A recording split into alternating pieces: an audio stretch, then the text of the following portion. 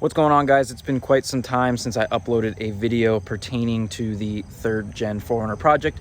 If you guys were following along, I picked up a 98 4Runner for 500 bucks, and it had a list of things that needed to be done to it. One of the bigger things being the head gasket was bad on one of the cylinder heads, and potentially the cylinder head was cracked, and I wouldn't have known until I ripped it all apart. But after thinking about it and just looking at all of the work that needed to be done, I kind of decided against fixing that 4Runner. I ended up selling it. In the meantime, before I sold it, something else popped up. And so after getting rid of that 4Runner, I ended up buying 2 more.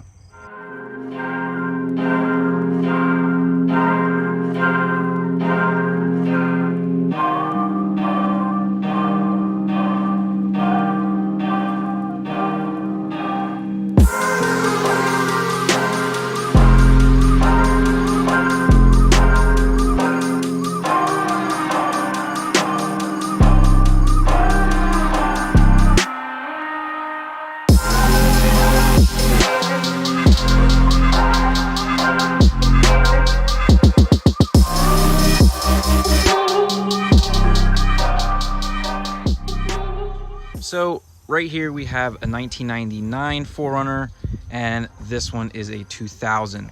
Both are manual, both run, both drive. This one is currently my daily driver. Since I've bought it, I did do a couple things. So I put some brand new tires on there. I put some brand new Bilstein 5100s on the back. And the bigger thing that I did was when I brought it home, I could tell there was something going on with the clutch, and so I ended up putting a new clutch in it. But the main problem was the clutch fork was cracked, so when you would push the clutch in, it was not disengaging the clutch fully, so it got to the point where I couldn't even put it in gear. I also put this Amazon snorkel on here, which was like, I don't know, 98 bucks. The person before me also made these custom rocker panels because I'm assuming the factory ones were rusted out, but these things are super solid. You can pretty much jack the 4Runner up by these, so they're kind of nice. It's like a built-in rock slider. I still need to finish it and paint it, but otherwise the frame on this one is in much better condition than the last one that I had. Little ding there on the door, but that's nothing. Over here, I'm not quite sure what's going on. I think there might have been a big dent here at some point, and they filled it all with Bondo. They plasti dipped over it, I think, and then they just spray painted it with the original color. I have some clips from me ripping off the plasti dip and the Bondo.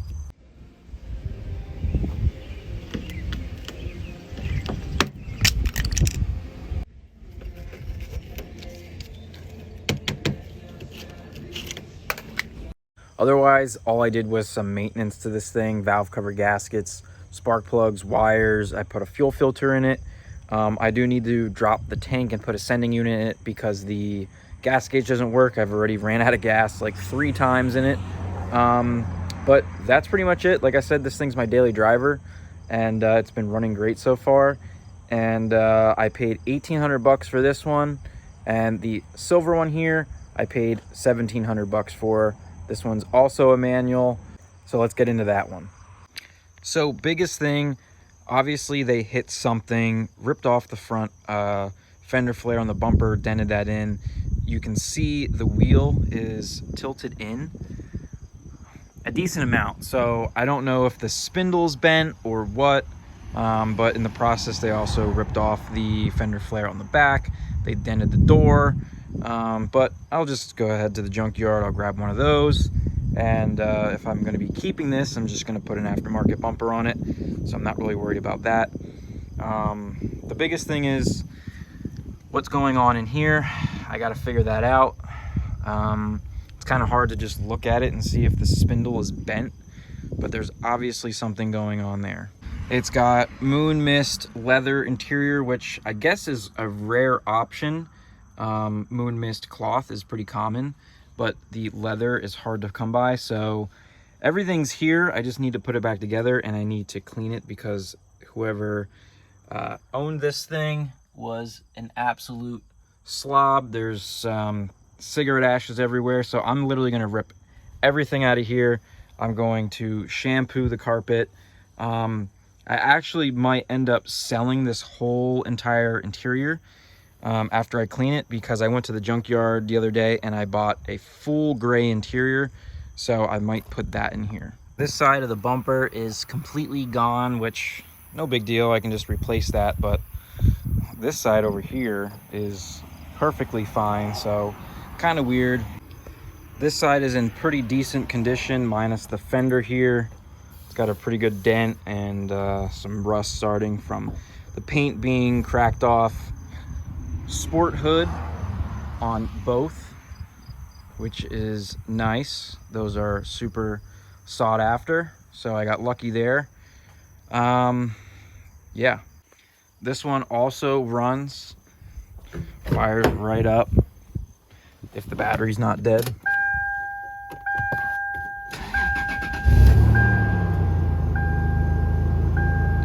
Runs good minus an exhaust leak, so yeah, that's a plus, but needs a little bit of work. So now the big question is, I need to figure out which one I want to keep, because obviously I don't need two. So I'm thinking the silver one, if the front suspension can be easily fixed. Hopefully it's nothing structural with the frame. If I can just put an upper control arm on there, maybe grab a spindle from the junkyard, and then just put some new shocks and springs on it, and hopefully it'll be good. Pull out that full interior, put the gray interior in it that I got from the junkyard, and just clean it up, put these wheels and tires on, and then I'll sell this one. So that's a quick rundown of the two new 4Runners that I picked up. Tomorrow we're gonna go to the junkyard and we're gonna look for some parts for this thing. So I'll see you guys there. So we're here at the junkyard. Let's see if we can find some 3rd gen 4Runners.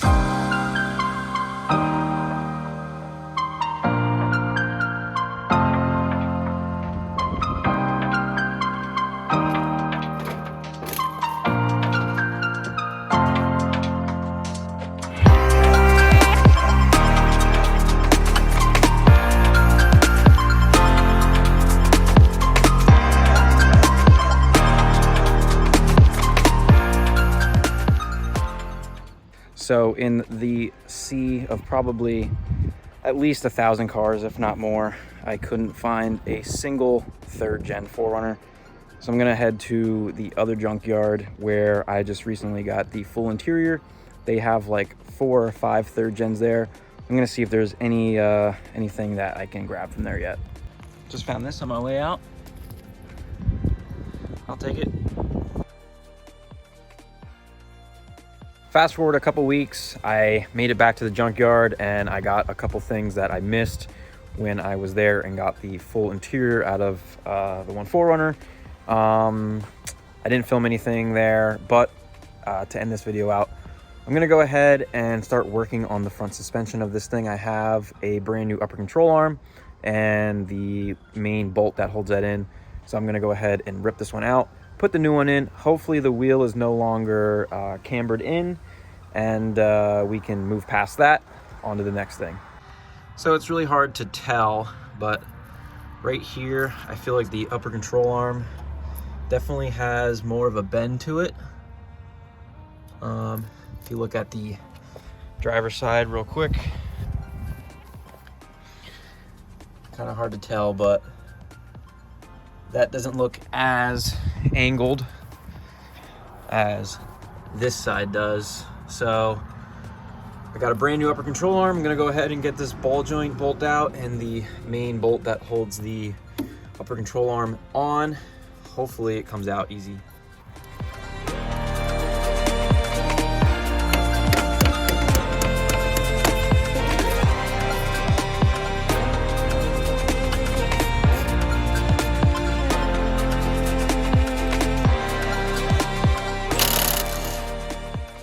I definitely should be replacing the the upper ball joint, but I'm not doing that right now. I'll do that if I can confirm that the upper control arm is going to fix what's going on.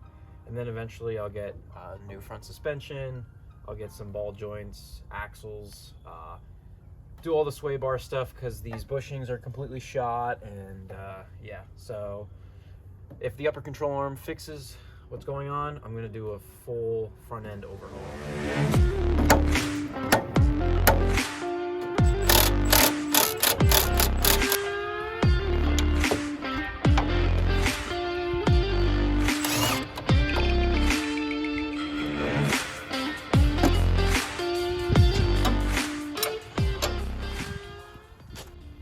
All right, got the nut off, just pulled the air box so I have better access to the bolt. So I'm gonna go ahead and run that out. I did buy a new bolt because I thought the end over here looked bent. So we'll see when I go and pull that out.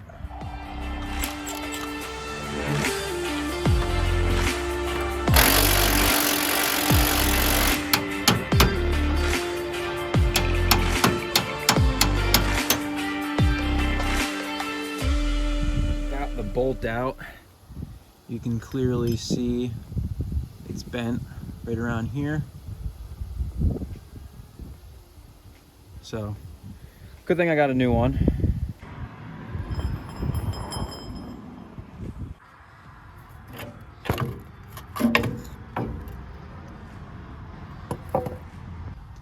Biggest thing I was worried about is either this whole section being bent or here where the bolt goes through. I mean, it would be pretty hard to bend that because it's solid all the way throughout. Hopefully it's just the bolt and the upper control arm here.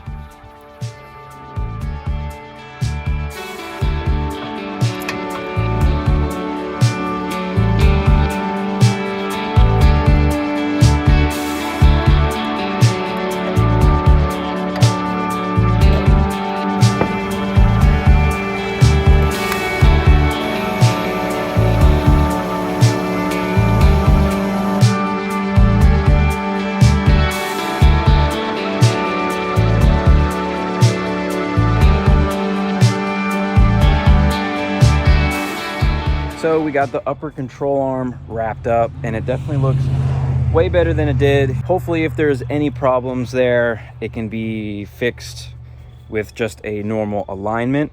Using the adjustment bolts on the lower control arm, we can angle the wheel in and out a little bit to get it dialed in. Hopefully nothing else is bent, and that's all it needed. So I'm gonna go ahead and throw the air box back in. I just wanted to finish up this video with something productive instead of just going to the junkyard and not getting anything. So yeah, stay tuned. There's gonna be a bunch of stuff going on with this 4Runner and the green one. Let me know what you guys think of both of them. It's pretty crazy that I picked up two manual 4Runners for a total of 3,500 bucks. So it was a no-brainer. But thanks for watching, and stay tuned for another 4Runner video.